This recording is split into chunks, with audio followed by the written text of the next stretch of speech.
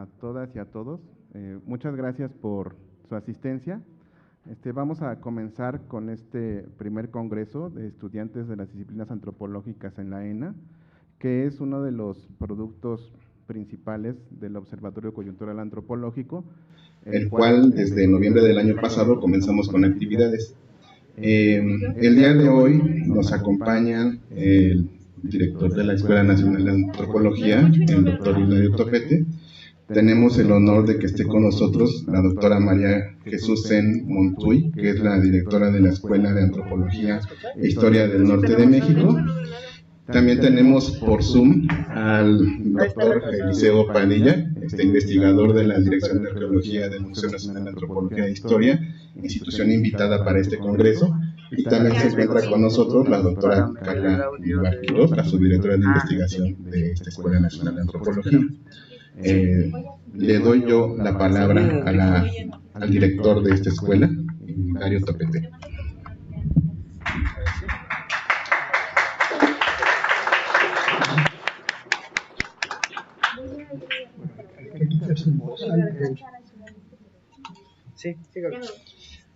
Bueno, pues buenos días, bienvenidos sean a esta Escuela Nacional de Antropología e Historia, que por cierto les da la bienvenida en un auditorio que está siendo desmantelado. Siempre hay malas noticias para la escuela, pero esta va a ser una buena noticia. Justo la intención era levantar por partes, porque se va a cambiar el sillerío. Para los que son de la ENA, por favor, no lo vayan a interpretar como que están desmantelando la escuela porque seguramente lo van a entregar a no sé quién. No, es un trabajo de canje total del botaquerío de los dos auditorios. Unos, por allá el Peñachán tampoco está habilitado en este momento. Entonces, ustedes disculparán las comodidades tan precarias con las cuales les damos la bienvenida, pero cuando hay un peso en el Poder Ejecutivo Federal disponible desde la Escuela Nacional de Antropología, hay que aprovechar el peso, no hay de otra. Entonces, lo sentimos mucho, espero que podamos cubrir con calidez y con la calidad que Gastón así en buena medida ha tratado de imprimirle a su OCA. Dije su porque a final de cuentas es la cabeza visible, pero en realidad el Observatorio Coyuntural es un colectivo, ¿no? El propósito de reunir a estudiantes de diferentes instituciones, es decir, salirnos de la Escuela Nacional de Antropología e Historia, incluso salirnos de los propios recintos del Instituto Nacional de Antropología e Historia, que son considerados como instituciones de educación superior, tiene la intención no competir, supongo, y ojalá que así sea, sino sumar en la medida de lo posible a los esfuerzos que otros colectivos, la RENECA, por ejemplo, están haciendo con la finalidad de aproximar a los estudiantes a espacios donde se escuchen los unos a los otros, en donde académicos que ya están formados también se sirvan a acompañarlos. Me parece que es un esfuerzo encomiable. Por esa razón yo felicito el esfuerzo de Gastón, acá presente. Para los que no lo conocían, es el corazón del proyecto en la Escuela Nacional de Antropología e Historia, ¿sí? Agradezco y aplaudo a todos los que nos están acompañando vía virtual. Ya se está convirtiendo en una costumbre. Esperemos que sea una sana costumbre y no una insana costumbre, como se nos acostumbró en tiempos de la pandemia en su más profunda crisis, cuando nos convertimos en rectángulos. A veces era una imagen, una fotografía que restaba, habrá que decirlo, en su momento restaba lo que perdón por utilizar la palabra, pero es demasiado romántico, la magia de la presencialidad, donde la calidez muchas veces se ve incrementada por un gesto, un guiño, una palabra en un segundo plano, una expresión corporal que de una u otra forma nos permitían identificarnos con el significado de lo que estábamos escuchando y nos permitían en buena medida que podemos decir la única posibilidad, porque así era, de la comunicación, que era una comunicación a distancia. Bien, celebro que esté con nosotros María C. Es una verdadera lástima que no haya ocurrido esto en otras ocasiones en el pasado, toda vez que si alguno de la Escuela Nacional de Antropología e Historia está bien informado, seguramente corrió el chisme.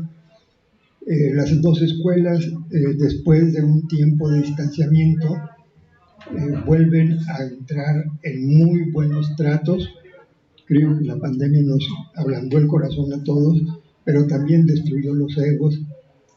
Espero que así haya sido y que la comunicación que establecimos, más allá de los intercambios subrepticios de algún académico, se vean fortalecidos con los intercambios que a través de los estudiantes, es decir, nuestra razón de ser como docentes y como escuelas, estos intercambios, reitero, sean mucho más frecuentes, más extensos, más profundos, y aquellos que nos acompañan de otras instituciones, créanlo, les damos la más cordial bienvenida, tanto presencialmente como a distancia, todos los que estén por allá en YouTube. Supongo que hay transmisión por YouTube en este momento, por Facebook, y lo que las iniciativas de nuestros estudiantes también se han desplegado para poder expandir y hacer llegar a un mayor número de conocimiento a todos, a todas, a todes. Y si me lo permiten, alguien en redes sociales me criticó mucho que yo haya escrito que si todas, todos y todes no alcanzan para incluir a todos, tendremos que utilizar el todis y el todos. No importa. Creo que el lenguaje tiene esa virtud. Si se renueva, bien; si no se renueva, se anquilosa y puede morir. Pero podemos decir en sustitución de eso, tots. Bienvenidos. Gracias y mucho éxito en sus trabajos. Muchas gracias. Le doy la palabra a la doctora María Jesús. Sí. Bueno, pues buen día. Quiero agradecer la invitación del observatorio para estar aquí hoy con ustedes, agradecer las palabras también de Hilario.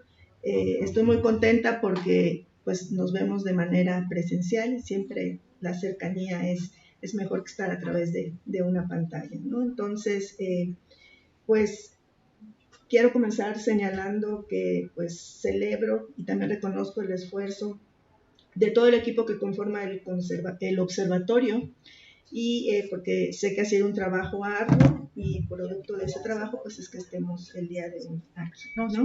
Creo que este primer congreso brinda la oportunidad para que pues los estudiantes de la ENA y de otras instituciones formadoras de estudiantes en las ciencias antropológicas, tanto a nivel nacional como internacional, pues puedan compartirnos sus proyectos, sus intereses, sus inquietudes, ¿no? Estas miradas hacia temas que de pronto a veces decimos que ya son temas viejos, pero en realidad siempre van cambiando, y entonces pues todo lo que van a presentar a lo largo de estos días va a ser también aprendizaje para nosotros, para sus docentes, para quienes estemos conectados, y entonces eso siempre es bueno, ¿no? Porque vamos aprendiendo todos los días, así como en las aulas los profesores de pronto nos enseñan, ¿no? Así entre comillas, ¿verdad? También nosotros aprendemos de los estudiantes todos los días. Entonces, Además de estas excelentes conferencias magistrales, creo que el Congreso va a ser todo un éxito. Los temas, por demás, son sugerentes, entonces creo que todas las discusiones que se armen en torno a lo que se va a presentar en estos días, pues va a ser de mucho beneficio para todos nosotros, ¿no? En especial para los estudiantes, porque la retroalimentación siempre es muy buena. Creo que este tipo de eventos siempre contribuyen con la formación de los estudiantes, y eso es bueno porque proporcionan tablas o nos van enseñando a perder ese miedo que de pronto siempre sentimos cuando nos paramos a leer nuestro trabajo y esperamos que haya pues una crítica o algún comentario sobre eso. Entonces esto también es parte de esa experiencia que podemos obtener a través de estos eventos, ¿no? Pues nuevamente agradecer la invitación. Espero que la relación entre las dos escuelas pues se fortalezca día con día. Al final son escuelas hermanas, la ENA es la hermana mayor. Entonces estoy muy, muy contenta de poder estar aquí hoy con ustedes. Sin más, pues, gracias.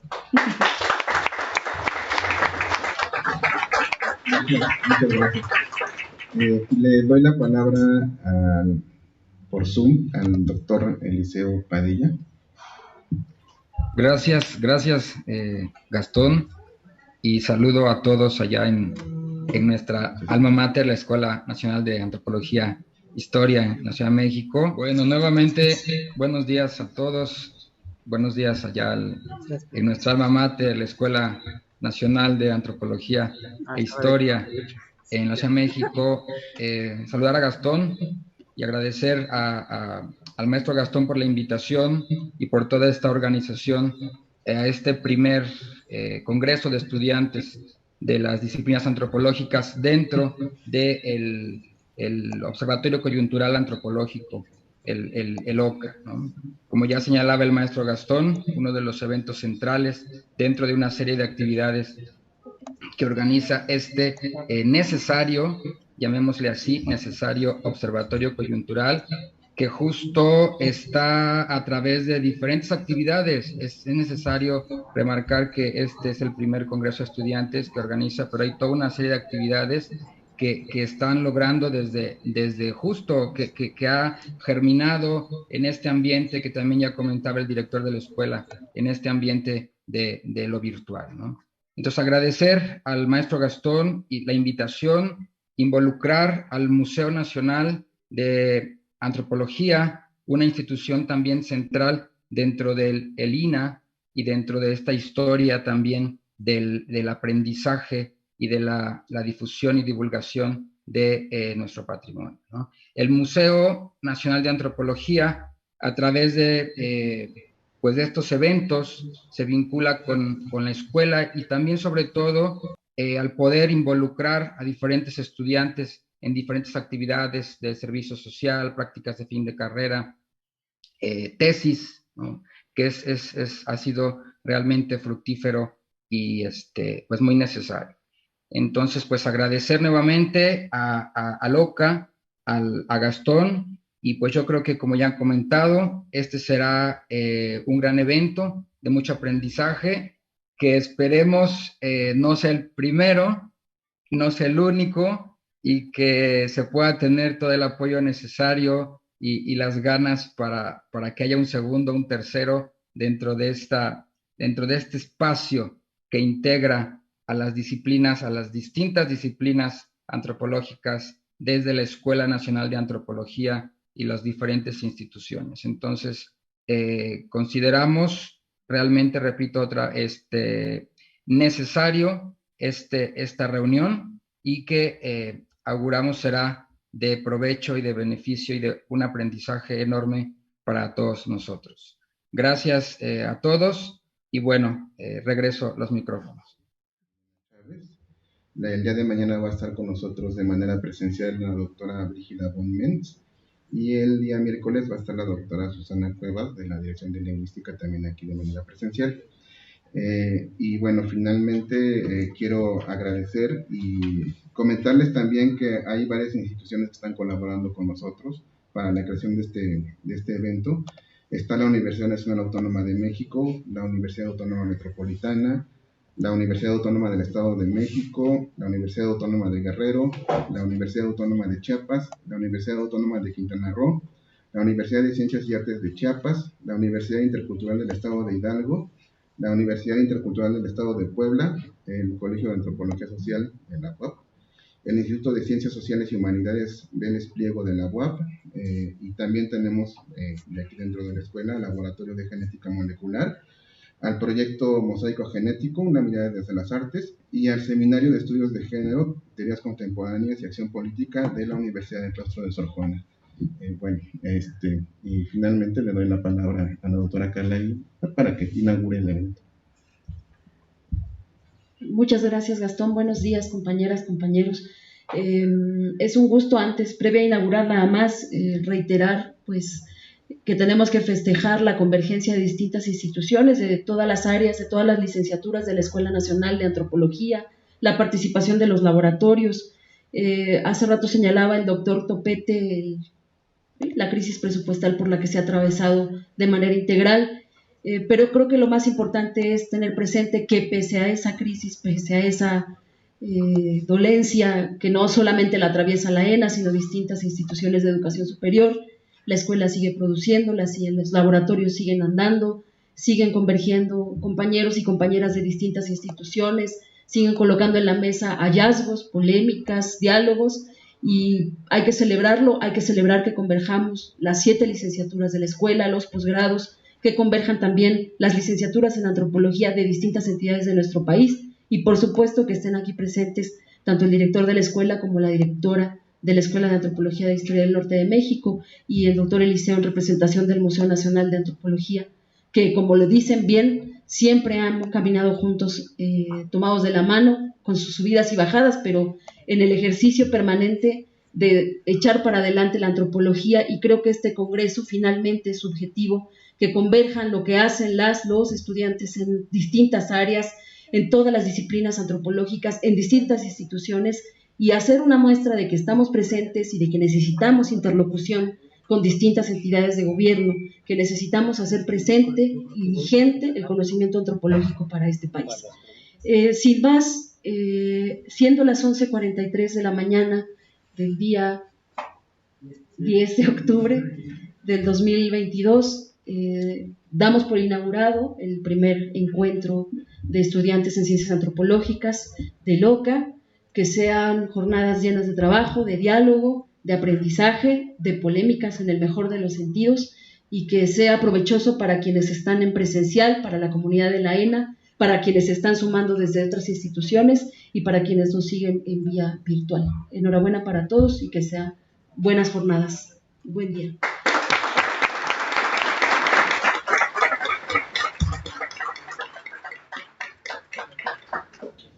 Y bueno, les pedimos que nos acompañen a la primera conferencia magistral, que va a ser dictada por la doctora Jimena Chávez. Ella va a estar por medio de Zoom, y la mesa la va a moderar el antropólogo físico Víctor Acuña, que anda por aquí afuera. Hola, muy buenos días a todos. Pues es un gusto estar aquí saludándolos, saludando a Jimena. Jimena, ¿nos escuchas? Los escucho muy bien, muy buenos días a todos. Bien, pues es un enorme gusto contar hoy con tu presencia, Jimena, en esta inauguración del primer Congreso Estudiantil del Observatorio Coyuntural Antropológico, un proyecto en el que algunos colegas han venido trabajando desde hace meses, y quiero destacar, por supuesto, la labor de mi amigo Gastón, quien ha estado pues al frente de este proyecto, que abre un espacio que podemos ver en algo concreto hoy en día, algo tangente, en el que las diferentes disciplinas antropológicas encuentran un lugar para dialogar. Y tenemos una invitada pues muy especial, la doctora Jimena, quien es antropóloga, bueno, yo diría arqueóloga y antropóloga física. Ella se formó en esta escuela en la licenciatura en arqueología, se tituló en el 2002, posteriormente hizo una maestría en antropología física en la UNAM, y después una maestría y un doctorado en Tulane, y como parte de sus trabajos de titulación ha ganado pues diferentes premios, entre ellos el premio INA por su tesis en el 2002 de licenciatura y posteriormente por las tesis de maestría y doctorado. Ha publicado varios libros sobre el sacrificio humano en el Templo Mayor, al trabajo al que ha dedicado la mayor parte de su trayectoria. Y hoy en día, pues es perito en la Fiscalía General del Estado de Quintana Roo, donde se desempeña ya desde hace algunos años. Hemos conocido un poco de su trabajo por allá, además de, por supuesto, todo este trabajo que les acabo brevemente de mencionar, realizado previamente. Y por toda esta trayectoria y por su disposición, digamos, siempre para participar en estos encuentros con estudiantes e investigadores de la ENA y el INA, es que la invitamos a impartir una de las conferencias magistrales, entendiendo que además pues es un referente y creo que les puede interesar a los estudiantes en cuanto a alguien que pues nace, digamos, de las entrañas del INA, se forma en otras instituciones y además de la producción académica tiene una importante actividad laboral, profesional, en un campo muy importante hoy en día en México que tiene que ver con la aplicación de la antropología física, la bioarqueología al tema de los derechos humanos, un campo en el cual muchos de nuestros estudiantes y de nuestros egresados se están desempeñando, se van a desempeñar, y que es un buen ejemplo de algo que nos preguntaban hace algunos meses, de qué hacen los antropólogos hoy en día por la sociedad. Y en el caso de la antropología física mexicana, sin lugar a dudas, creo que este es el campo que hoy en día tiene un mayor desarrollo y es el mejor ejemplo o el más claro de esa aplicación y esa preocupación de los antropólogos físicos por el impacto social que tiene su labor. Entonces, sin mayor preámbulo, Jimena, pues te cedo la palabra. Muchísimas gracias por estar aquí hoy y éxito. Muchísimas gracias, Víctor. Pues es un gusto saludarlos. Bueno, de antemano me disculpo por no poder estar de forma presencial. Realmente es una ocasión especial para mí. Tenía muchas ganas de estar en mi alma mater, de estar con ustedes, de compartir este espacio. Pero bueno, ya les platicaré sobre pues algunos temas que tienen que ver con la labor en la Fiscalía que no me permitieron estar con ustedes hoy. Pero bueno, felicito mucho al observatorio, agradezco mucho a todos los participantes y voy a compartir mi presentación. A ver, un segundo. Muchas gracias. Bueno, pues voy a tener esta presentación. Permítanme un segundito. Justamente platicaba con los organizadores, pues de hacer también una presentación que reflejara un poco la reflexión sobre nuestro quehacer antropológico, que reflejara un poco esta realidad que está allá afuera y pues de la que vivimos todos los días y de qué forma podemos colaborar. Entonces, bueno, he titulado esta presentación como Bioarqueología en tiempos de emergencia forense.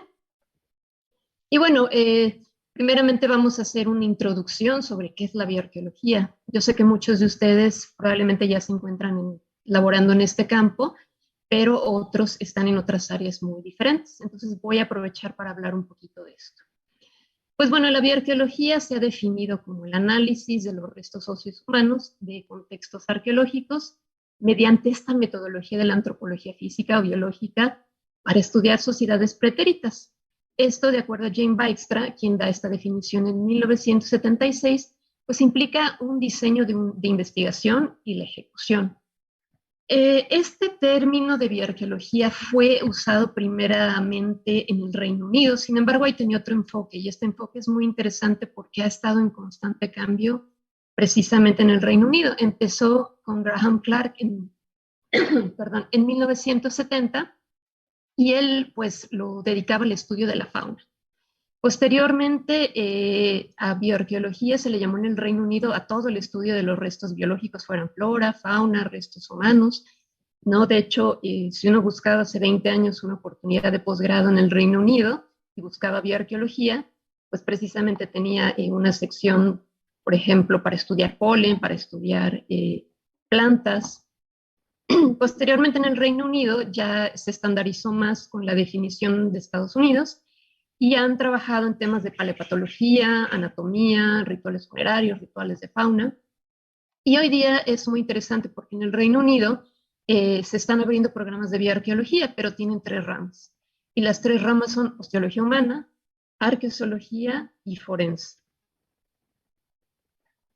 Bueno, hay una discusión que a lo mejor ustedes han escuchado si se trata de una disciplina nueva, ¿no? O sea, surge este nombre en la década de los 70, pero no, ciertamente no es una disciplina muy nueva.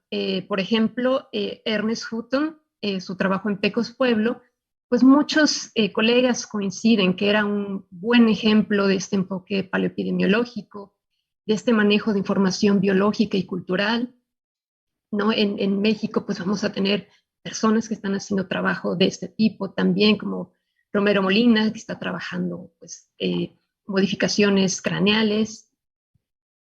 Entonces, si no es una disciplina nueva, ¿por qué se decidió ponerle este nuevo nombre? Bueno, un poco lo que ha escrito sobre este tema Jane Dijkstra, que acuñó esta definición que presentábamos al principio, es que buscaban distinguirla de la antropología física. ¿Por qué? Porque la antropología física va más allá de las poblaciones pretéritas. Yo en esta formación híbrida que tengo, como ya bien mencionó Víctor, pues he tenido la maravillosa oportunidad de acercarme después de la arqueología a la antropología física y la verdad maravillarme con toda la diversidad de las investigaciones, de los temas, con todas las diferentes metodologías, todos los colegas brillantes que están produciendo. Y bueno, entonces la idea era distinguirla y también distinguirla de la osteología descriptiva. O sea, se quería pasar de una osteología que dijera nada más la forma del cráneo, un índice, este tipo de aspectos que son más descriptivos para poder hablar más de la interpretación. ¿Le pudieron poner otros nombres? Sí, se ha discutido eso, sí pudo haber, hay quien la llama osteología cultural, también hay quien la llama osteoarqueología, y a muchas personas les hace un poco de ruido esta parte de arqueología del nombre. Sin embargo, no se trata de la arqueología apropiándose, no, o sea, es simplemente como la definición de Jane Dijkstra, dio vida, arquepasado, logos, tratado o estudio, ¿no? Entonces era una definición enfocada a este aspecto. Y bueno, siempre nos dicen, ¿es para arqueólogos o antropólogos físicos? Pues la verdad es que los que nos hemos dedicado a esto, pues tenemos que estar un poco en esta formación intermedia, en esta formación híbrida, porque finalmente es necesario conocer aspectos del contexto, de la excavación, de la historia, pero es muy importante y muy apasionante conocer cuestiones de anatomía humana, crecimiento, etc. Entonces realmente de la parte que sea, se puede llegar al camino de la bioarqueología. Así la bioarqueología también ha tenido diferentes enfoques. También podemos distinguir mucho, por ejemplo, la escuela de Jane Dijkstra, que se ha dedicado más a los rituales funerarios, al sacrificio, la dieta, las enfermedades, la paleodemografía, movimientos poblacionales, actividades cotidianas. Y también está el enfoque de Clark Spencer Larsen, que habla más del crecimiento, de la adaptación, del estilo de vida, de la historia de las poblaciones. Hoy día ustedes pueden buscar y hay muchísimos libros sobre la arqueología de la niñez, bioarqueología de la violencia, bioarqueología de género. Vaya, hay muchísimos enfoques. Y en lo que se coincide, pues es que es un conocimiento de la vida en la antigüedad a partir de estos testigos tangibles de la muerte, que son los restos óseos, y a la vez, pues los testigos de la vida. Y bueno, ¿cómo se llega a ser bioarqueóloga, bioarqueólogo? Pues les decía, pues puede ser una licenciatura en antropología física o arqueología, pero es importante pues hacer el puente con la otra disciplina. La verdad es que yo la mayoría de bioarqueólogos que conozco vienen del área de la antropología física. Son más raros los arqueólogos que se han ido a la parte de bioarqueología, pero por supuesto que los hay. Y muchas veces podemos ver que hay estas diferencias en enfoques, ¿no? A lo mejor los que venimos de la arqueología estamos un poco más preocupados por la taxonomía, por los rituales, y a lo mejor a algunos colegas que están de la parte de antropología física por la misma formación, pues están más abocados, por ejemplo, al estudio de las enfermedades. Entonces, es un campo muy, muy vasto y pues la idea es irse vinculando con líneas de investigación, con profesionistas, con museos, por ejemplo, como el Museo Nacional de Antropología, el Museo del Templo Mayor. Y bueno, ya a nivel posgrado, pues uno puede hacer el posgrado ya sea en antropología física, en arqueología, o también ya hay posgrados en bioarqueología. En México tenemos el de la UADY, que coordina maravillosamente Vera Tisler, y tenemos también muchos posgrados pues, a nivel internacional, como platicábamos, del Reino Unido, que pues ustedes tienen la oportunidad siempre salir a hacer un posgrado al extranjero, pues es una muy buena experiencia. Yo es una experiencia que valoré mucho y que también pues siempre sigo pensando que mi alma mater, la ENA, pues es la escuela más maravillosa en la que me ha tocado estar.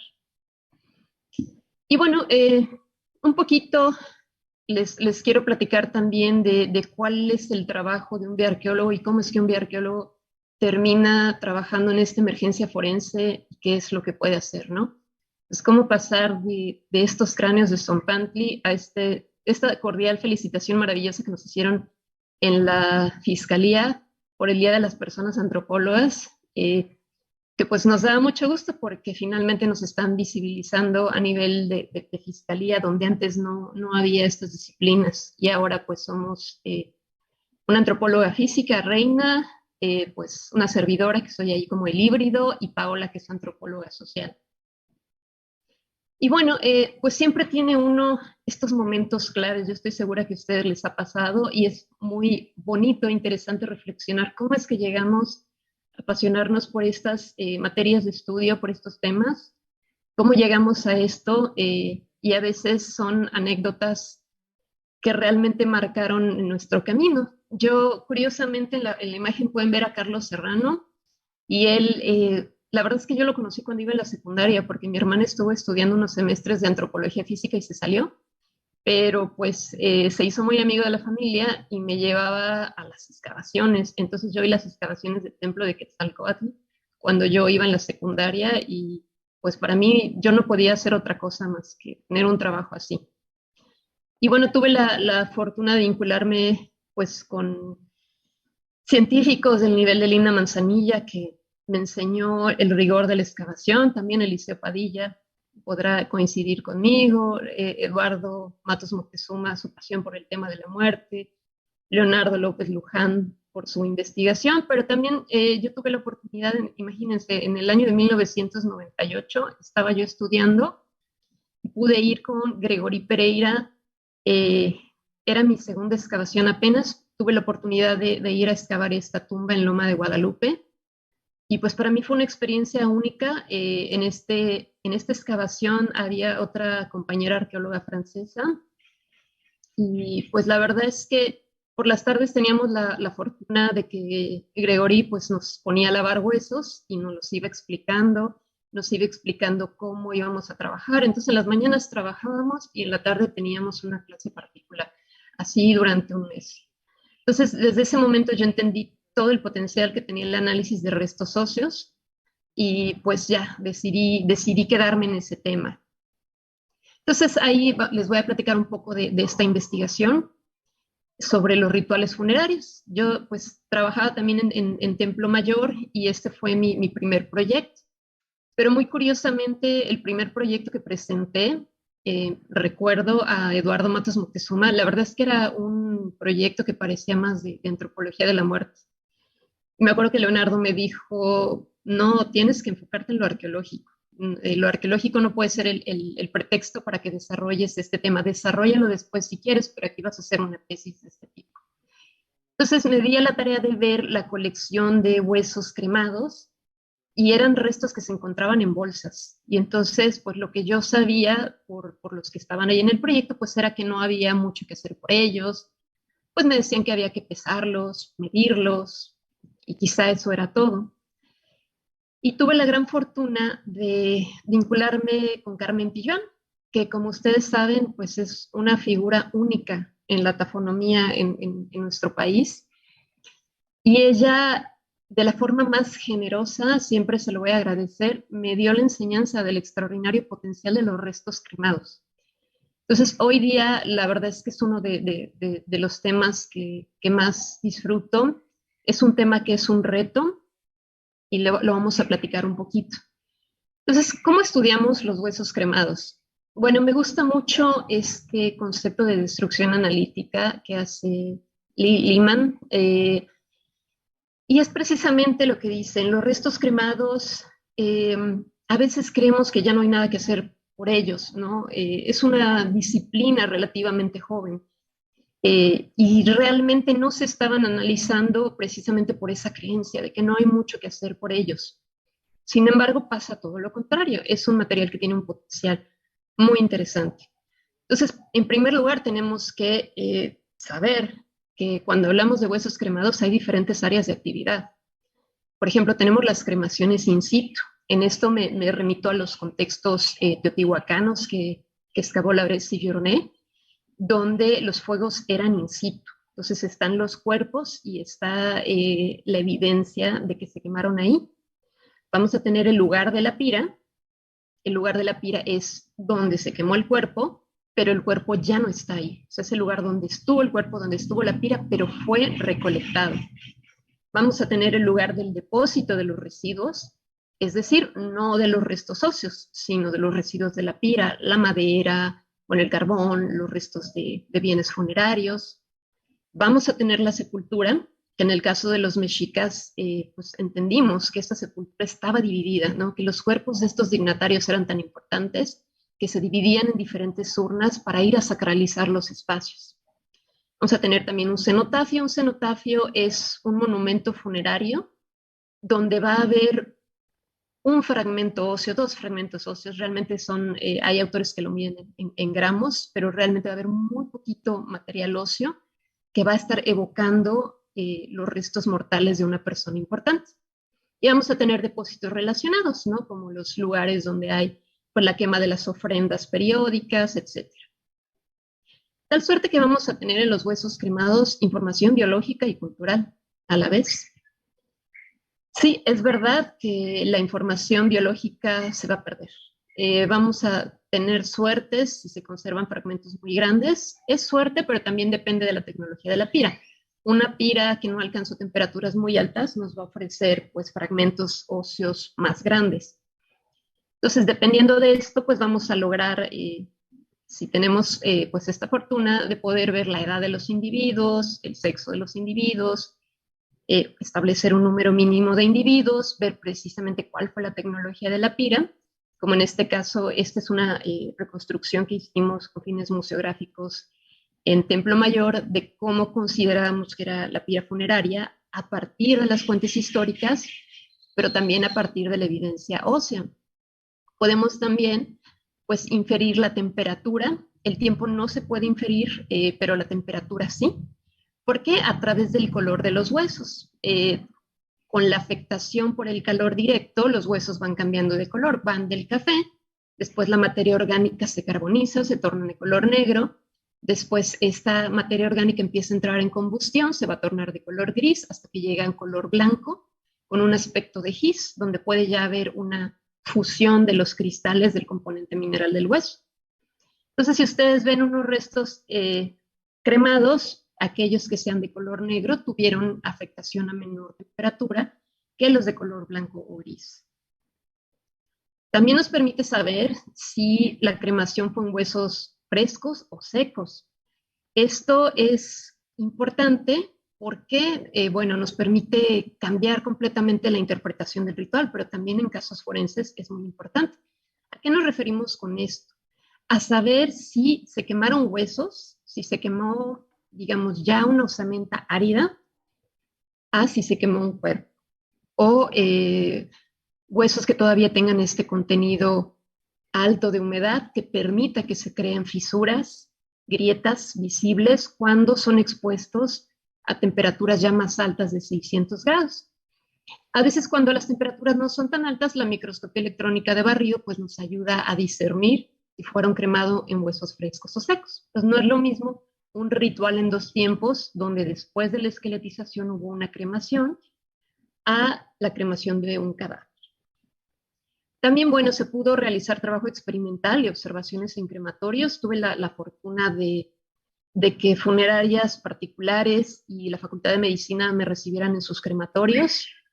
También, bueno, realizamos el estudio de los bienes funerarios y el análisis de la fauna cremada. Esto, pues, en ese entonces con apoyo de biólogos.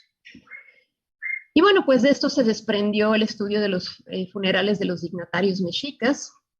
Encontramos en el Templo Mayor diferentes tipos de cremación, no era un tipo de cremación uniforme y al parecer iba en función de la importancia del difunto. Aquellos que están en el adoratorio de Huitzilopochtli, que con las descripciones podrían ser, las descripciones de las fuentes históricas, pues podrían ser gobernantes o personas pues dignatarios de la élite. Sus cuerpos no se depositaron completos, sus restos cremados se dividieron en urnas y solamente una pequeña fracción de estas urnas permaneció en los adoratorios. En cambio, aquellos que fueron depositados en la plataforma con iconografía de guerra se depositaron completos y precisamente en la proximidad de la diosa Coyolxauhqui, la diosa vencida.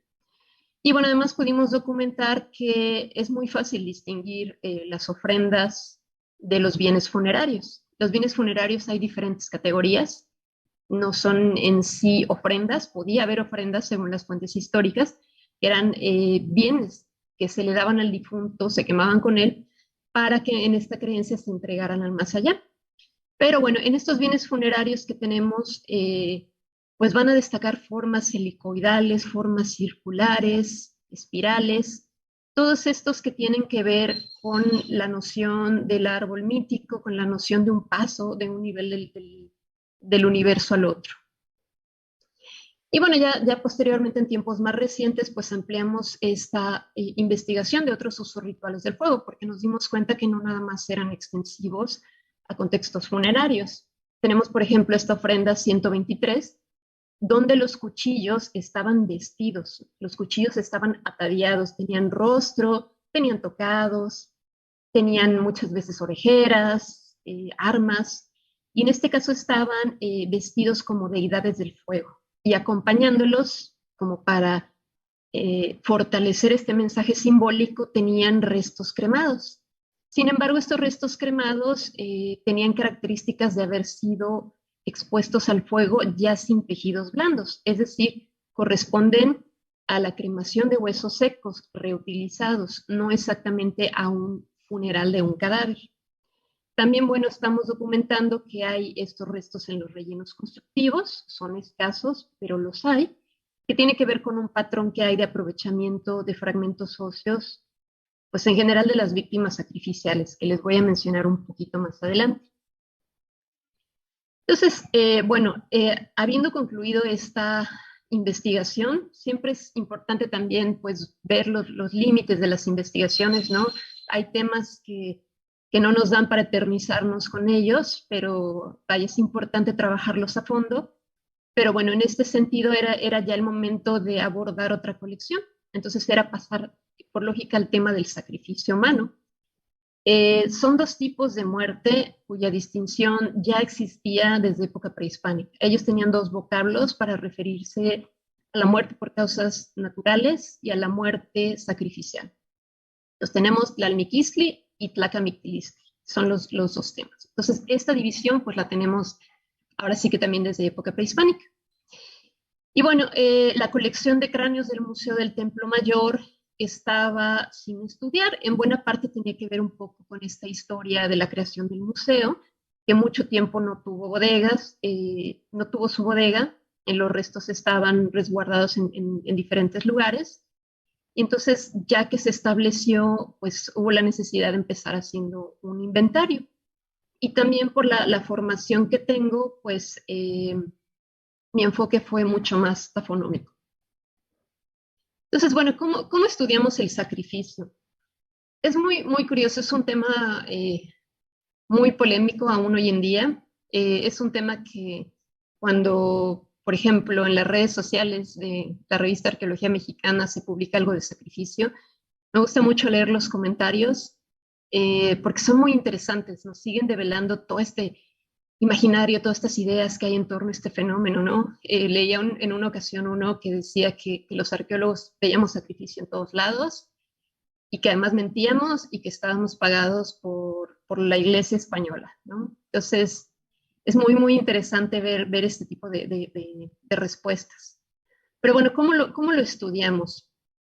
Pues bueno, nosotros en el proyecto Templo Mayor, pues estudiamos también la información contextual. ¿Qué quiere decir? ¿En qué parte está el depósito ritual? ¿Está en un edificio? ¿Está en la plaza? ¿En qué parte del edificio está? ¿Con qué deidad está relacionado? ¿Cómo se relaciona con otros depósitos rituales? ¿Qué hay al interior? ¿Cuál es este lenguaje dentro del cosmograma que conforma la ofrenda y qué papel juegan los restos humanos? Luego, bueno, posteriormente en Templo Mayor pues se ha estado utilizando la metodología de la osteoarqueología de campo o la antropología de terreno, que es el enfoque de Henri Daudet, el enfoque que nos heredó Gregory Pereira al proyecto.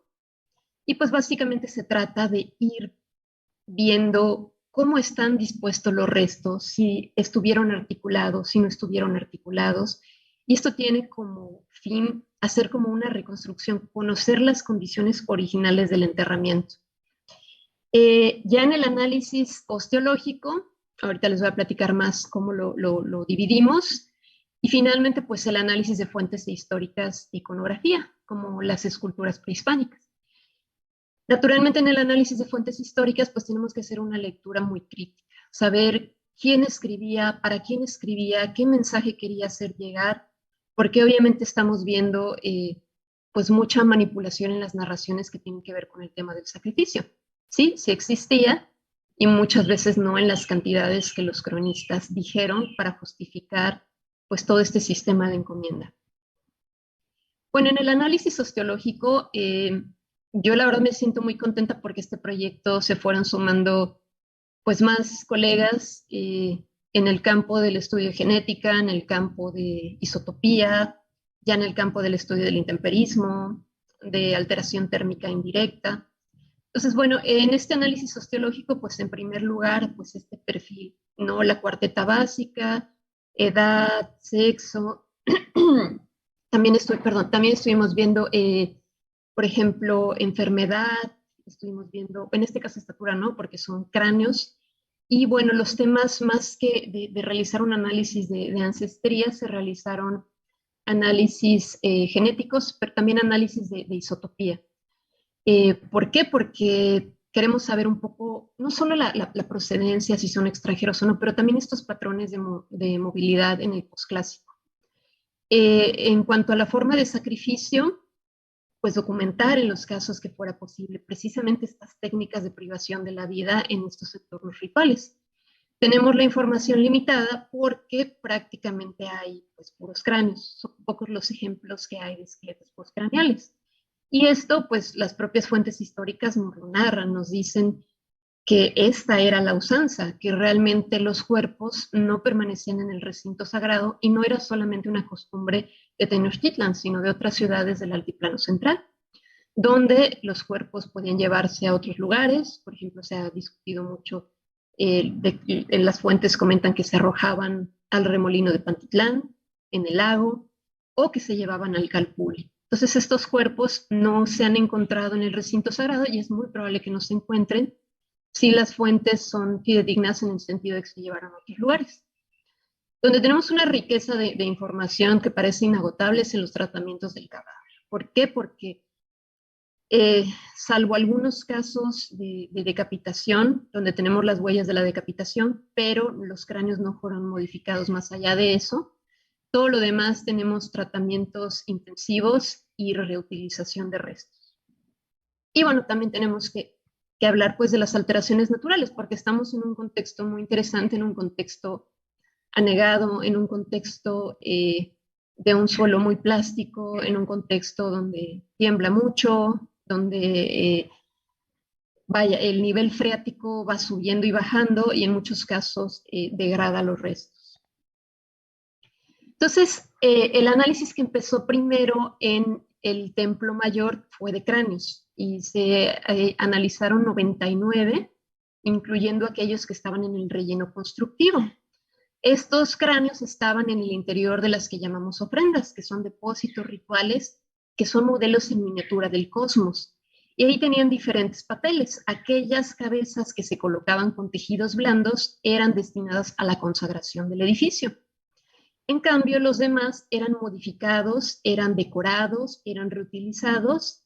Muchos de ellos sabemos ahora que eran obtenidos del Tzompantli y se reutilizaban para hacer efigies de dioses. Estas se les colocaban ojos de concha y pirita, se les colocaban cuchillos de pedernal en la cavidad oral, en la nariz, y se pintaban como deidades, principalmente el dios de la muerte, Mictlantecutli. Y en la Plaza Oeste fue la extensión del proyecto que se hizo. El proyecto se divide en proyecto Templo Mayor, que es en el área de la poligonal de la zona arqueológica, y el programa de arqueología urbana, que son los encargados del resto de esta parte del recinto sagrado, y quienes tienen a su cargo pues, este maravilloso hallazgo del Tzompantli, de donde pues, van a salir investigaciones muy importantes. Y bueno, nos encontramos al transitar hacia la Plaza Oeste, que salvo el área del Tzompantli, que es como el centro de gravedad de muertes, ahí donde sucedía muchísimos probablemente los tratamientos o en sus alrededores de estos tratamientos póstumos, pues también nos dimos cuenta que hay una gran cantidad de restos óseos humanos en los rellenos constructivos, pero justo al pie del Templo Mayor hay una gran cantidad de restos de fauna. Y son animales que tienen igualmente tratamientos póstumos muy similares con los de los humanos, en muchos casos, en otros no. Y también tienen huellas de sacrificio. Tenemos ejemplares de jaguar y de águila que tienen huellas de extracción de corazón.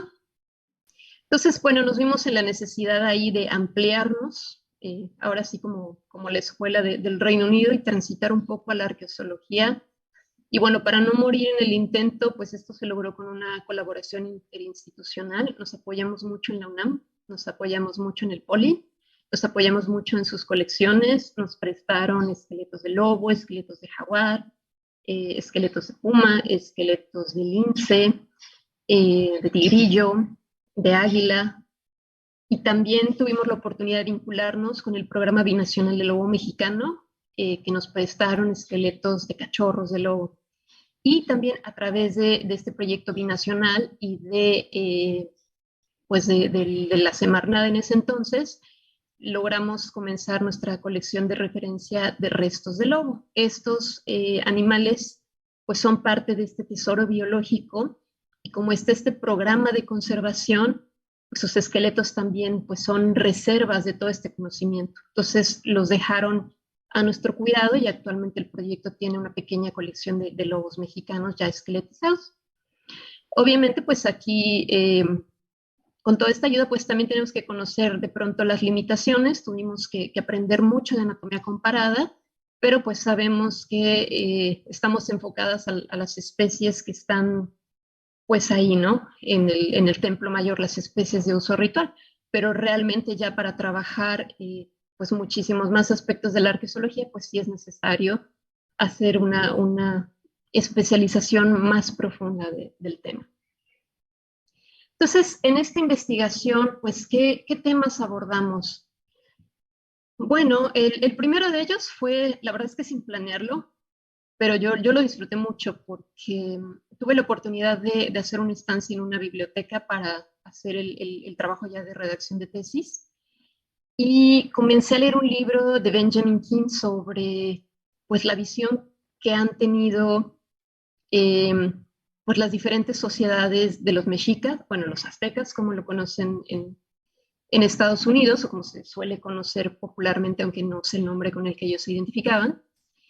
Y al leer este libro realmente quedé como maravillada de esta historia del estereotipo negativo del azteca sacrificador. Por ejemplo, aquí tenemos una imagen de Theodore de Brie, cómo en Europa se fue haciendo esta construcción en torno a este estereotipo negativo, y cómo fue utilizado por la corona para justificar la dominación, ¿no? Cómo Hay un maravilloso momento histórico que es el debate de Valladolid, en donde un teólogo que nunca vino a la Nueva España, Juan Ginés de Sepúlveda, y Fray Bartolomé de las Casas se embarcan en varias discusiones.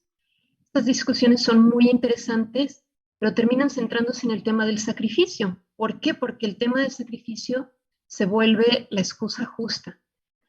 Juan Ginés de Sepúlveda lo que plantea es que las poblaciones nativas merecen la conquista, merecen la encomienda y pues merecieron la guerra, precisamente porque eran bárbaros que mataban a otras personas. Y entonces, ¿qué tienden a hacer ellos? A exagerar los números, a exagerar las ocasiones en las que se realizaban estos rituales.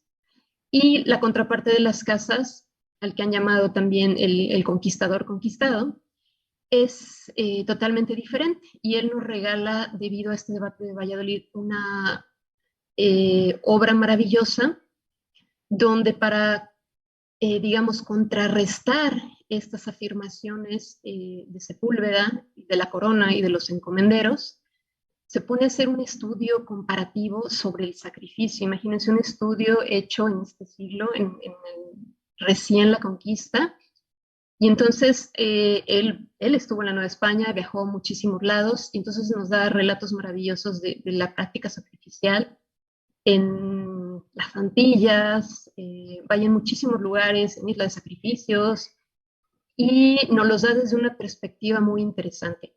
Él trata también de explorar el sacrificio en Europa, el sacrificio en la propia España, el sacrificio en el viejo mundo, y termina pues diciendo que el sacrificio es de personas con gran devoción y que se originó en el sacrificio de objetos, después de plantas, después fue escalando animales, después fue escalando humanos. Entonces él trata de hacer un ejercicio de comprensión de esta práctica. Y bueno, al final del día también menciona que acepta, obviamente, que existe, porque la evidencia pues es incontrovertible, pero se mete a esta guerra de números justamente a decir que estos números son inverosímiles, que esas cifras no cuadran ni siquiera con la cantidad de pobladores que tenía la Nueva España antes de que llegaran. Y bueno, finalmente, pues en este debate no hubo un vencedor, pero pues muchos historiadores concuerdan que a la larga pues el vencedor fue Sepúlveda, a través del establecimiento de la encomienda y el fortalecimiento de este estereotipo negativo. También nos abocamos mucho a ver, pues, qué es el sacrificio. Es una ofrenda con destrucción, ya sea de una víctima animal o de una víctima humana. En este caso, el sacrificio animal era muy importante, hablando en números. También se podía considerar un sacrificio de objetos si se creía que el objeto era un contenedor de alguna deidad, por ejemplo, un Ixitla. Y bueno, las funciones que tenían, pues el enfoque que hay ahora es que es polisémico, que no es solamente hacer que, ya saben, la idea general que hay de que el sol se conserve, sí tiene algo de cierto esta idea, pero tiene muchas otras funciones.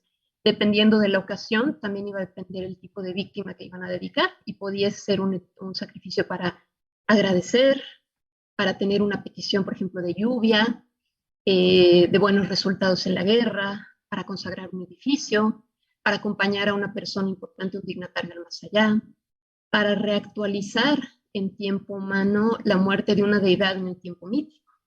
Entonces son muchas las funciones del sacrificio, y estas podían estar imbricadas y combinarse en una ceremonia. También pues nos dedicamos a tratar de conocer a los actores y los lugares del sacrificio, bajo este esquema tradicional de la historia de las religiones, donde los actores son el sacrificante, el sacrificador y la víctima. Uno es el que dedica a la víctima, otro el que la priva de la vida, y la víctima pues es a la que nosotros vamos a tener acceso para realizar el análisis, y la que nos va a dar más información de todo esto. Y bueno, sobre los lugares, ya que me faltó también los instrumentos, pues tienen que ser sacralizados.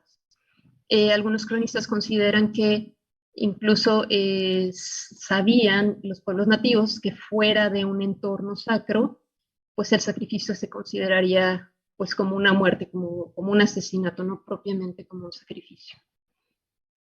También nos dedicamos a documentar tortura presacrificial, esto a través de guiándonos por las fuentes históricas, las técnicas sacrificiales, que aquí, pues les decía, tenemos extracción de corazón, tenemos trauma contuso, y las vamos a tener tanto para humanos como animales, y sobre todo lo que vamos a tener muchísimo son tratamientos post-sacrificiales, ¿no? Que van desde la obtención de la piel, el descarne, la desarticulación, dentro de estas la decapitación era obviamente la más importante. Aquí tenemos una foto con unas huellas de corte.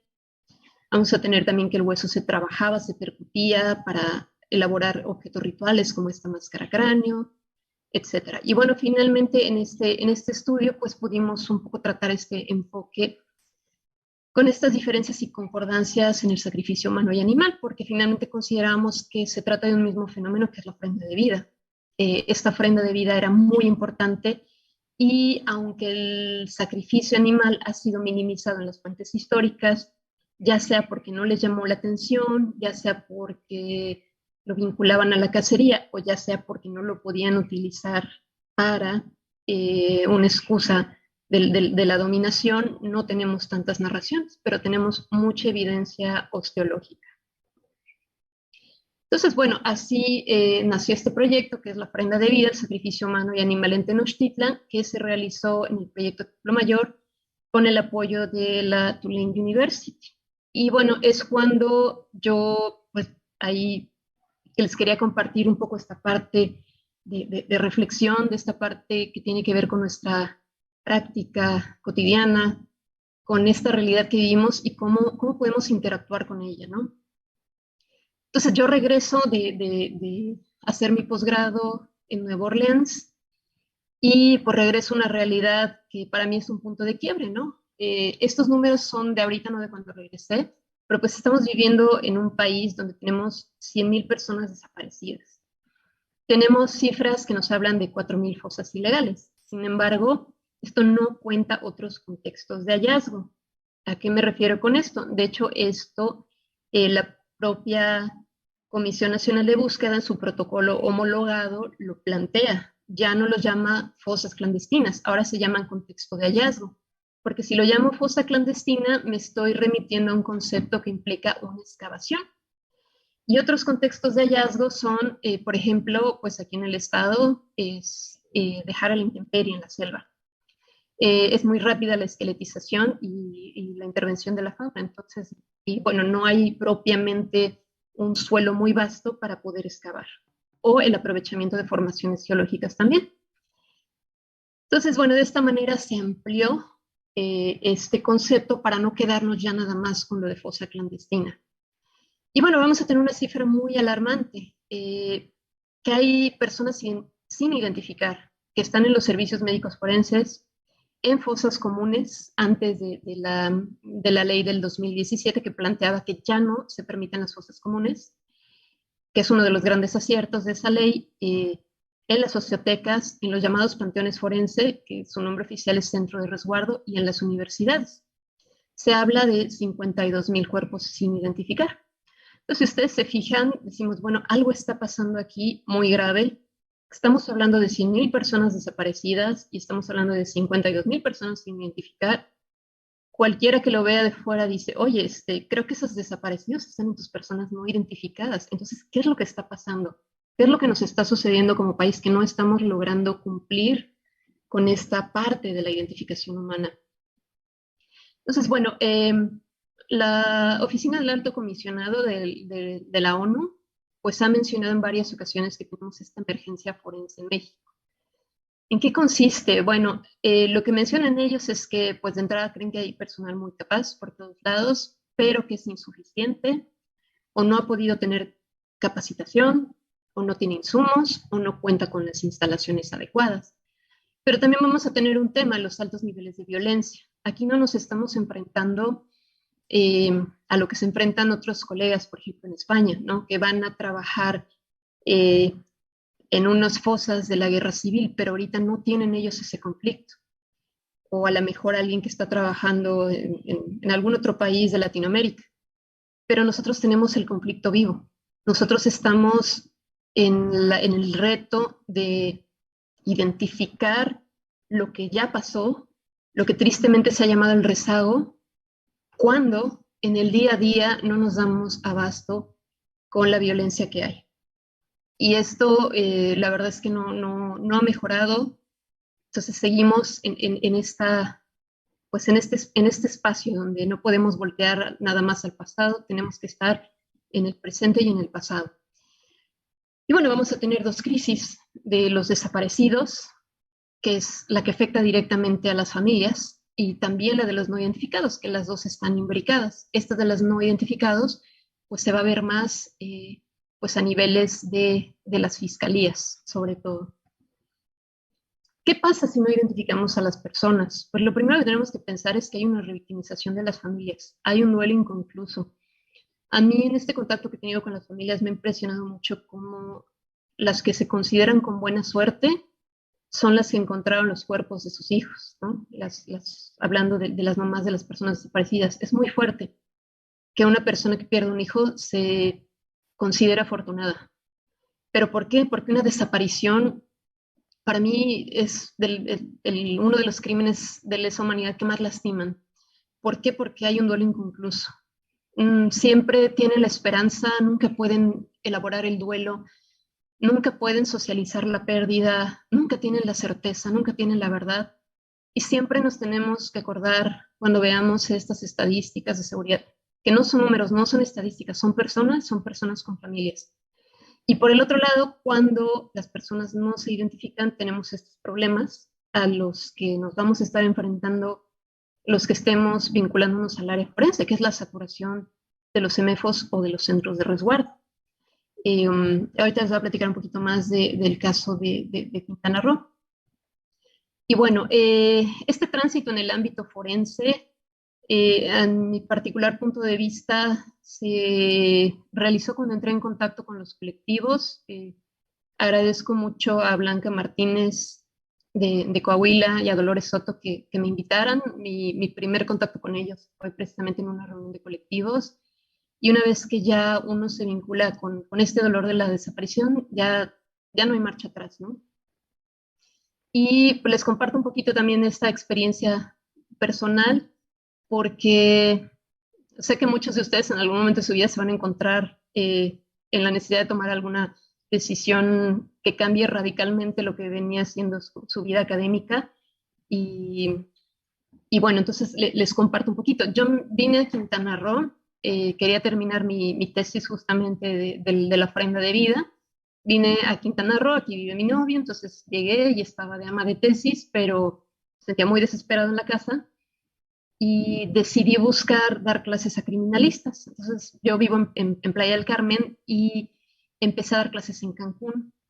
Cuando llegué a ver si podía dar clases en Cancún, me alarmé un poco porque la clase que les daban era antropología criminal y me prestaron su temario y todo el semestre los criminalistas veían a Lombroso y no veían nada más de antropología, no veían nada más. Entonces de eso era el tema. Entonces pues me recibieron, pero les dije obviamente que pues que de Lombroso íbamos a tener una clase, pero que les iba a cambiar el temario por antropología y arqueología forense. Y afortunadamente me dieron luz verde y de ahí me vinculé con otro de los profesores que nos estaba apoyando para poder que los alumnos vieran restos óseos. Me vinculé con el entonces director de servicios periciales, quien amablemente me ofreció pues ir de voluntaria a la fiscalía. Y bueno, ahí sí, ser híbrido tuvo sus ventajas. Generalmente es muy raro porque cuando uno está en estas formaciones híbridas, los arqueólogos te ven como, ya te fuiste con los antropólogos físicos, y algunos antropólogos físicos, ya no es antropóloga física. Entonces estamos ahí en esa formación híbrida, y la verdad yo me siento muy afortunada porque he tenido la oportunidad de colaborar con personas en las dos disciplinas, y han sido colaboraciones maravillosas. Yo admiro muchísimo a compañeros de arqueología y de antropología física. De antropología física les digo que me da pues especialmente una gran sorpresa porque tiene muchísima mayor diversidad esta disciplina.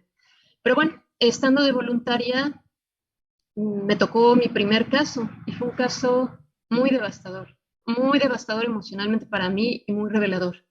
Fue un caso, obviamente no les cuento detalles, siempre tenemos que tener el respeto a las víctimas sobre todo, pero fue el caso de una niña que, bueno, fue asesinada por un familiar. Y pues su cuerpo fue pues, bastante procesado, ¿no? Y realmente este caso para mí fue el parteaguas, porque no solo no podía creer yo el nivel de violencia que había hacia la niñez, hacia la mujer, la violencia institucional. Para mí, yo me llegaba a mi casa a llorar y era no solo por el caso, sino por la frustración de ver cómo un juez no daba un orden de cateo para agarrar a la persona, ya sabían quién era. Hoy día sigue prófuga. Entonces era realmente revelador de la realidad y muy, muy devastador esa parte, ¿no? Cuando uno entra a trabajar en una fiscalía, aprende a lidiar con la frustración. Entonces yo en ese momento ya dije, no, ya no voy a estar en estos tiempos haciendo bioarqueología, ahora sí, del pasado. En un primer momento me sentí así como, es que no puedo regresar a hacer algo superficial, como excavar tesoros hispánicos. Pero finalmente me di cuenta que en realidad el tesoro cambia de significado, que ahora estaba yo excavando y recuperando los verdaderos tesoros. Incluso hay colectivos que los llaman así, los llaman mis tesoros. Nosotros tenemos la responsabilidad que esos tesoros prehispánicos se convirtieron en un tesoro, que significa la vida de alguien, que significa la capacidad de una familia de sanar, la capacidad de una sociedad de salir adelante. Entonces realmente sí es una experiencia que te atrapa. Y bueno, el servicio público. Cuando viene uno de la academia y llega a trabajar en el servicio público, llegué en el 2018, estas son las instalaciones en ese entonces, en la administración pasada, realmente me parecía muy difícil y fascinante a la vez. No había un área de antropología en ninguna de las ciudades del estado, había necesidades en todo el estado, rezago en todo el estado, no había bibliotecas en ningún lugar del estado, pero también hay que decirlo, para mí era algo nuevo, viniendo de Lina, tener un sueldo asegurado, tener prestaciones, no tener esta precarización laboral que a veces en el INA, por amor al arte, parece que normalizamos. Pues también para mí eso fue algo nuevo. Y bueno, ¿qué es ser un perito en estos tiempos de emergencia? A lo mejor alguno de ustedes en el futuro puede terminar trabajando como perito porque es donde hay más oportunidades laborales hoy día. Pero sí tienen que saber que es una actividad muy demandante. Es una actividad donde puedes tener que estar un domingo en la madrugada, no tienes realmente un horario, tienes horas de trabajo, puedes estar 12 horas en el CEMEFO. ¿Por qué? Porque hay muy poco personal. Las instalaciones, donde trabajen van a ser insuficientes. Te estoy hablando a nivel nacional. Van a tener saturación, van a tener mucho rezago de todo lo que no se ha atendido, aunque ya entró el mecanismo extraordinario de identificación forense, que bueno, también va a ser pues una fuente de trabajo muy importante para la antropología y una oportunidad para atacar este problema, pues sigue habiendo que llamamos rezago, que no es otra cosa sino casos que se quedaron en el olvido. Tenemos poco tiempo para las intervenciones, imagínense de tener un año para excavar una prenda en Templo Mayor, a tener 4 horas para sacar varios cuerpos de una formación geológica, por las cuestiones de bioseguridad, por las cuestiones de seguridad, porque no sabíamos que íbamos a una formación geológica. Hay muchos problemas ahí en que fluye información. Ese es un problema que hemos platicado con personas de la comisión de búsqueda. A veces no nos dan información suficiente a los peritos. Tienes que sacarlo en 4 horas y sacarlo bien. Entonces, realmente es un poco difícil tener este poco tiempo para las intervenciones y pues muchas veces pues no hay antropólogos suficientes que salgan. Entonces, lo cubren compañeros criminalistas y pues muchas veces nos ha tocado y nos sigue tocando regresar al lugar de intervención, hacer una segunda intervención, ya sea porque el criminalista no lo vio o porque nosotros no tuvimos la oportunidad por no ir con equipo. Por ejemplo, si estamos entrando a un lugar que requiere técnicas verticales o requiere avanzar dentro de un pequeño nicho en una cueva seca, tenemos que regresar y volverlo a hacer. Vamos a tener muchos riesgos de seguridad, riesgos de bioseguridad. Yo la verdad no le prestaba tanta atención hasta de la bioseguridad, pero bueno, ya que uno pasó por tuberculosis, micosis pulmonar, la bioseguridad se empieza a volver un acto fundamental. Muchos de los peritos vamos a tener tema burnout, también es muy importante el cuidado. Y también otra cosa, ¿no? De los antropólogos contra la vieja escuela. Yo la vieja escuela lo llamo a todas estas personas con las que me encuentro en la fiscalía, que siguen creyendo que las familias son sus enemigos, que siguen creyendo que los colectivos son sus enemigos. Y no es así. Como institución de procuración de justicia, procuramos justicia. ¿Y para quién es la justicia? Para las víctimas.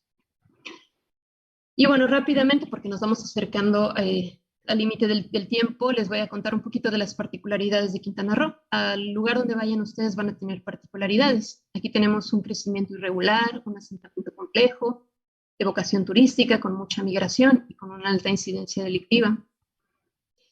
Y vamos a tener migrantes. Aquí casi todos somos migrantes. Es muy raro conocer personas que han nacido aquí. En Playa del Carmen, pues la mayoría de los que han nacido aquí, la mayoría adolescentes o niños. ¿Qué pasa cuando tienes una población de migrantes? Pues no todas las desapariciones se denuncian, porque están las familias en otros estados o países, carecemos de datos antemortem. Esas pareciera que tenemos más personas sin identificar que denuncias. Y bueno, vamos a tener este entorno que les platicaba, geológico y selvático. Entonces, bueno, esta administración de la Fiscalía nos dio la oportunidad de participar en construir un proyecto. Y sí, aquí les comento, en las fiscalías no hay proyectos personales, no es como en las investigaciones, en las tesis. Los proyectos aquí tienen que ser institucionales para que funcionen. Y en este proyecto comenzamos a trabajar en diferentes instancias para lograr, en primer lugar, una dignificación de los restos óseos de las personas no identificadas que no se encontraban en las condiciones óptimas. Se acondicionaron 2 áreas de antropología, los principales lugares donde se tenía que hacer, que era Cancún y Playa del Carmen, con 2 osteotecas. Se procuró el embalaje para todos los restos, pero no solo para los restos, también para una entrega digna. Es importante. Sí, estamos invirtiendo en unas cajas de polipropileno negro mandadas a hacer, y con esas las entregamos, porque no vamos a entregar, como hubo un caso en Veracruz, que entregaron unas bolsas de basura, ¿no? O sea, se tiene que entregar también de una forma digna. Y bueno, hemos contado, obviamente, es un proyecto de la Fiscalía, pero hemos tenido apoyo de la Academia Americana de Ciencias Forenses, también de la Comisión Estatal de Búsqueda. Hemos logrado ya hacernos por fin de equipo, tener estos CAST, que son estos modelos de resina para la estimación de la edad. Estamos probando los programas para estimar ancestría, ahora que ya tenemos nuestro equipo de antropometría. ¿Por qué? Bueno, porque nosotros, al ser un lugar turístico, nos llegan casos de personas de ancestría asiática, nos llegan casos de ancestría africana. Estamos probando también este programa para realizar la superposición craneofacial, que pues es más bien, es una herramienta orientativa que se tiene que trabajar de forma conjunta con otras herramientas de identificación, no usarlas solamente. También, bueno, equipos de rayos X. Y bueno, actualmente estamos en esta área de antropología forense, 2 antropólogas, hay una más en el área de antropología social. Nos hemos dedicado, les decía, también a capacitar a los compañeros criminalistas, porque no alcanzamos a salir con todos ellos. Si pasa algo en Cancún, pues no alcanzamos a llegar. Hemos trabajado en el inventario y análisis de estos restos que se han llamado en rezago, atención de los casos del día a día, atender comparecencias. Esto también fue una parte muy interesante, participar por primera vez en un juicio viniendo de un entorno académico. Asegurar la presencia de todas las muestras en el laboratorio de genética. Esto parece lógico e innecesario que lo mencione, pero de verdad uno de los problemas que tenemos a nivel nacional es que las muestras no llegan a los laboratorios de genética o las secuencias no se suben a las bases de datos. Generalmente esto pasa porque se atoran en el tema del Ministerio Público, que es quien debe de sacarlas de la bodega de indicios y mandarlas al laboratorio de genética. ¿Y qué pasa cuando el Ministerio Público tiene 5, 6, 7, 8 casos en un mismo día? Entonces, ese es uno de los problemas importantes que tenemos a nivel nacional. También hemos participado de forma activa en el proyecto del Centro de Resguardo Forense, que es nuestro panteón forense, que nos va a permitir sacar los cuerpos que ya no se llevaron desde 2017 a una fosa común para que tengan este espacio digno. Esa es una de las razones por las que no me encuentro hoy con ustedes, porque estamos ahorita en la recta final de este proyecto, donde mi otra compañera antropóloga está a cargo del archivo básico, que es conjuntar toda la documentación que asegure que cada una de estas personas tiene todas las pericias necesarias para su identificación ya realizadas. Y bueno, para un futuro tendremos que dejar los proyectos de investigación. Tenemos ahí unos temas de intemperismo, data de muerte, momificación tropical, taxonomía en aguas marinas. Tenemos varios proyectos que queremos arrancar, pero tendremos que esperar a que estas personas lleguen a un lugar digno, ¿no? Y que es un espacio transitorio, lo tenemos que considerar así, donde van a estar de forma temporal mientras se pueden regresar a sus casas. Y ya para finalizar nada más, pues recordarles que si quieren también dedicarse a estos temas, es muy importante no dejar de lado el tema del autocuidado, de ir del estrés laboral a la traumatización vicaria, cuando somos nosotros receptáculo de relatos, de imágenes dolorosas, donde nosotros también experimentamos frustración por tener expectativas elevadas de ayudar a las familias o de que las cosas avancen, porque a veces no mantenemos la distancia adecuada con las familias, y esto a veces lo aprendemos también de las peores maneras, porque asumimos la responsabilidad de que tenemos que ayudar a los familiares, pero también por problemas propios que podamos tener en el entorno laboral o familiar. Nada más me regreso tantito. Esto que les pongo a acompañar a las familias de las personas desaparecidas es una guía práctica del Comité Internacional de Cruz Roja, donde vienen estos materiales para, pues, combatir este estrés laboral, ¿no? Detectarlo en estos cambios de emociones, sentimientos, pensamientos, detectar las causas, estar con un buen estado de salud física y mental, darnos espacio para actividades personales, aunque cueste mucho trabajo. Generalmente alguien de la familia es el que llega y nos dice, oye, hoy tienes que descansar, oye, hoy tienes que ir a una cueva, hoy tienes que hacer esto, ¿no? Tener actividades de expresión, apoyo de otras personas, apoyo de otros compañeros de trabajo, porque también de pronto como antropólogos nos tenemos que volver observadores de nosotros mismos, porque si no estamos bien no podemos ayudar a alguien más. Y bueno, ya para cerrar, pues cómo contribuir en esta emergencia forense, pues como ciudadano y como profesionista, siempre informándose, compartiendo información verificada, involucrándonos, y como profesionistas, pues corresponder a la generosidad de la educación que recibimos, ¿no? En mi caso, esta generosidad empezó en la Escuela Nacional de Antropología e Historia, y por realizar nuestro trabajo con empatía, con ética, amor a la verdad.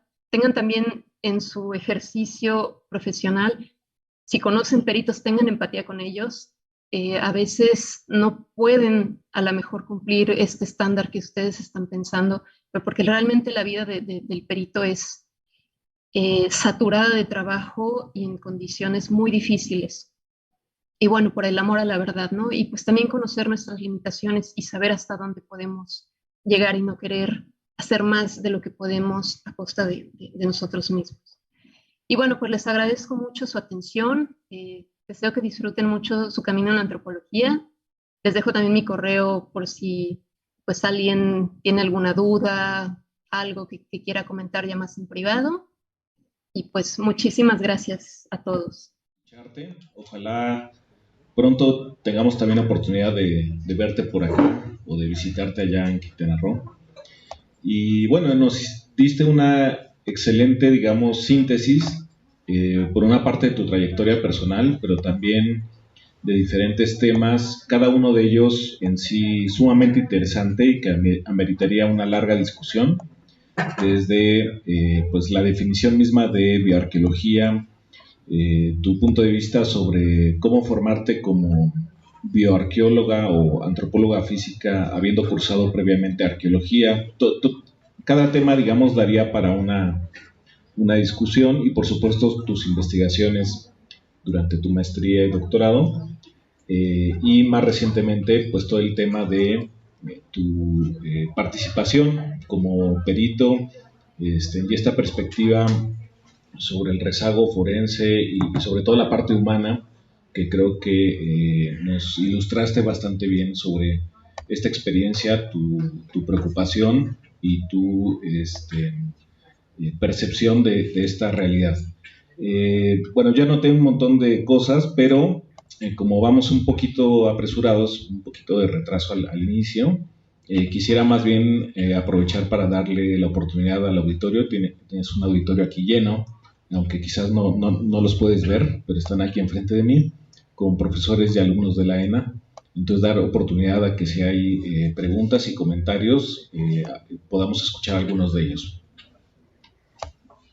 Entonces, quiero darles la palabra. No sé si alguien en el auditorio tiene una pregunta. ¿Sí?